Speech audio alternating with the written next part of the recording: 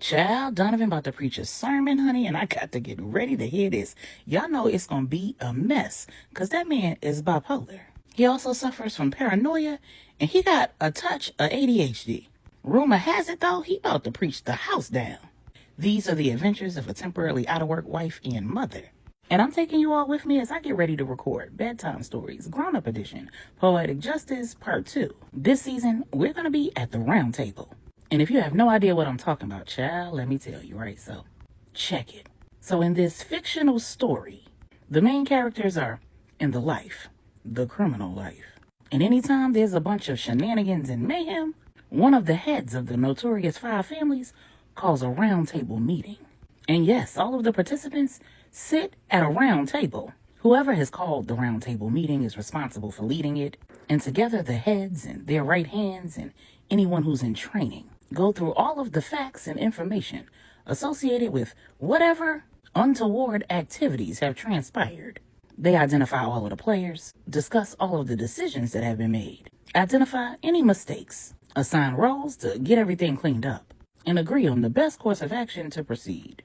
Invariably, it requires that they go back in time to uncover, reveal, and discuss the ins and outs of all that has transpired between the previous season and the current season, giving us all the opportunity to get some questions answered. Skeletons fall out of the closet and secrets are revealed. The details are typically vast. The accounts are emotional.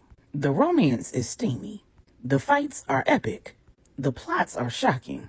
And when all of the players are named, we're all left speechless. But the round table is best experienced and not described. If you love a good story, a good book, a good series, you love being entertained, love a well-thought-out, well-written plot, and can't get enough of Black fiction, then you've come to the right place. Pause. So I stopped recording because, of course, I needed to wash the rest of my person, and that was not appropriate for the TikTok. And I did not realize that I did not restart the video when I moisturized and applied my skin tint. So we're going to pick back up with the makeup. My bad. Now, where was I? Oh, that's right. And if you hate starting a story right in the middle, please don't worry. And you can scroll back a couple videos and go to the introduction of Season 15 Poetic Justice and get all the details you really need to get caught up. I'm committed to ensuring that every season, anyone who joins this adventure will not feel left out. But the opportunity is always available for you to go back to Season 1 now. Just click on my favorites bookmark, click on collections, and scroll down to Season 1 What You Owe Me. Or run over to YT, go to my playlist, and let it play.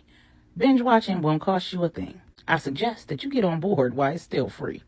Now let's get into this look. We've got Yummy for the skin tint, we have Benefit for the brow, NYX sticks for concealer, and per usual, those beauty shop brushes. This has to be like my new favorite look. No eyeshadow, no foundation, creating all the highlight and shadow, primarily using powders, which results in a very light look. Perfect for the summer heat, and very much so age appropriate. I went in with my Beauty Shop multi-purpose loose setting powders in the areas where I use concealer and also to reverse contour. Obviously the same thing I did on the right side of my face I also did on the left, but there was no need to leave that in the video, child. I contoured and bronzed using the Beauty Shop Sculpt palette. I used some blush from the Rouge palette and highlight from the Glow palette. I know that my makeup mentor is going to say that I needed more contour, but you know, I did what works for me. You should do what works for you. And if you want to learn how to do this, you should listen to the master. Shout out to the Lisa Pippen.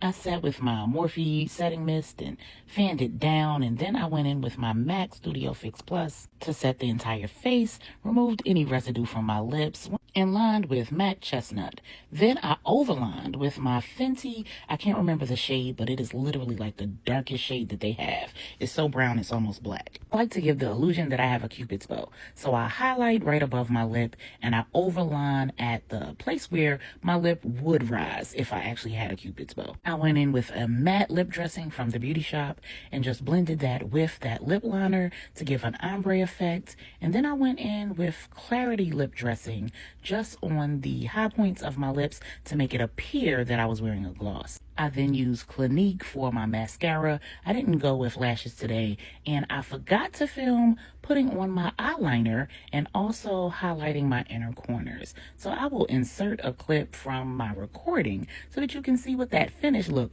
like. I touched up those edges because, you know, we needed that to be popping for the surface. And the scent for the day is by Bath & Body Works, that Champagne Toast. So I went in with the body butter after washing my hands and the perfume spray.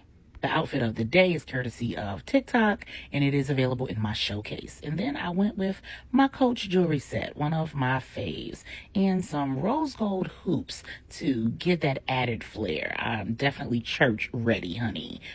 Child, I was sitting in the third row, patiently waiting to see what Donovan had to say, honey.